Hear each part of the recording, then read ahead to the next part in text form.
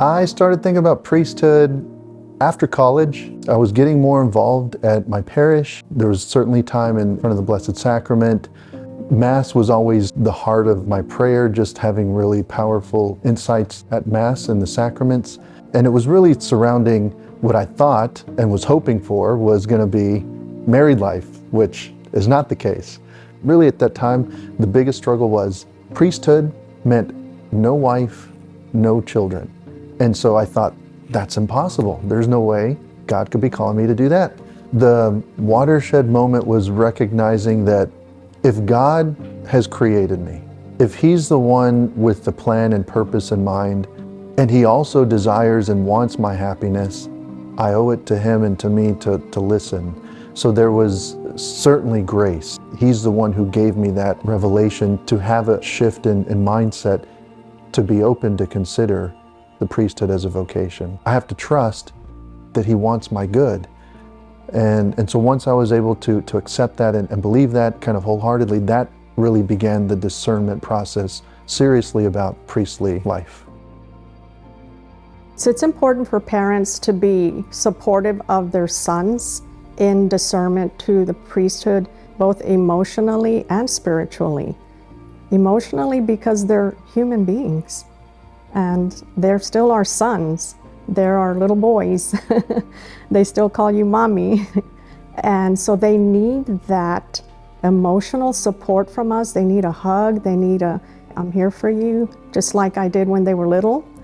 And then spiritually, letting him know that I'm praying for him. And there are times when I will be very specific about what do you need me to pray for you at this time, so that I can be very focused on and purposeful in my prayer and be specific in what I'm praying for and whatever his needs might be. When they become priests or they're discerning for the priesthood, our prayers are so important.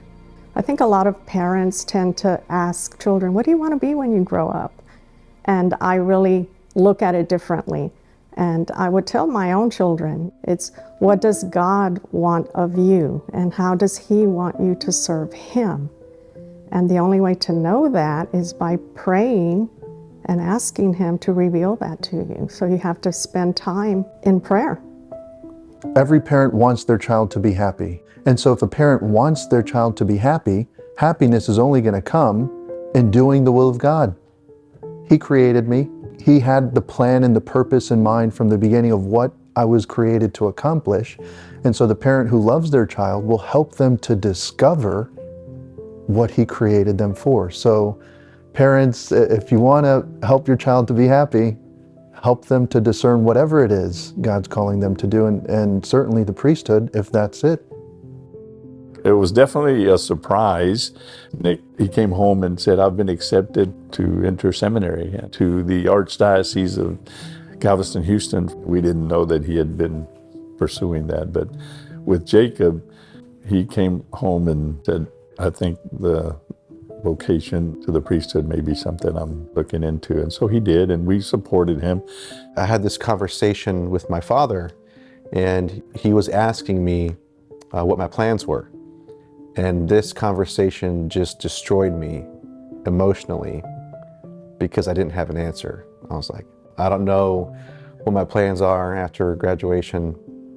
I can't tell you anything really. So just for whatever reason, as a man, it was difficult to say, I don't know.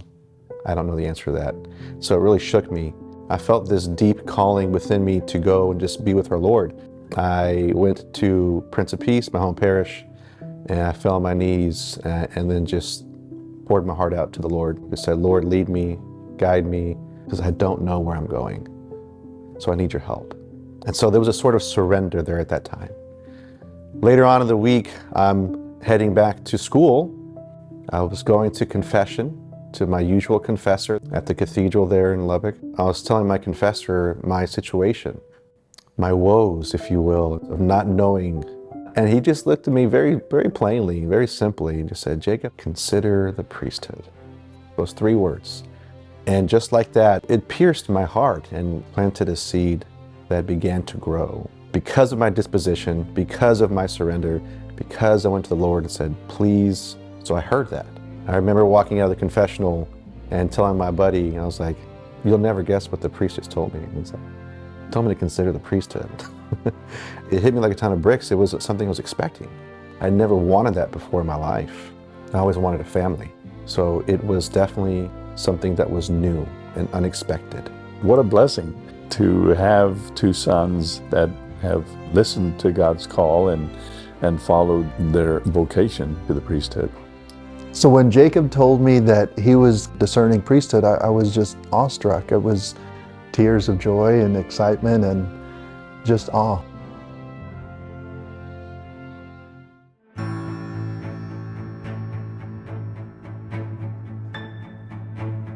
The family, this domestic church, is so important. And the fact that I had my parents who I knew would support this, those who gave me this wonderful foundation of faith and of prayer, it all happens within the family. And the home should be a place of rich soil based on prayer, a place of openness and teaching. And so part of that is to teach them about vocations. So the priesthood's on the table. Religious life is on the table. It should be spoken about. And not something that's just out there, but it could be anyone, right? It could be me, it could be you. First and foremost, it's praying with our children. Think about what is our role as a parent, that our children are our gifts. God gives them to us as a gift for just a little while, and they are not ours. We're given a big responsibility to care for them, to care for their souls. And I knew that while they were under my care, that I was responsible for their upbringing.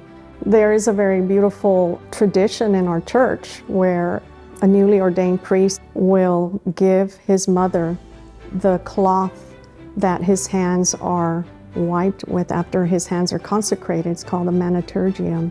My son gave that to me at the first Mass. It was such a beautiful moment. Just the thought of, I will keep this with me until I die. I will be buried with that cloth. If I am on my way to heaven and meet our Lord, I will give that cloth to him and say, I gave my son to you. I will be buried with that stole, and when I go up to heaven, I'll be able to show it to God and say, hey, I gave you my son.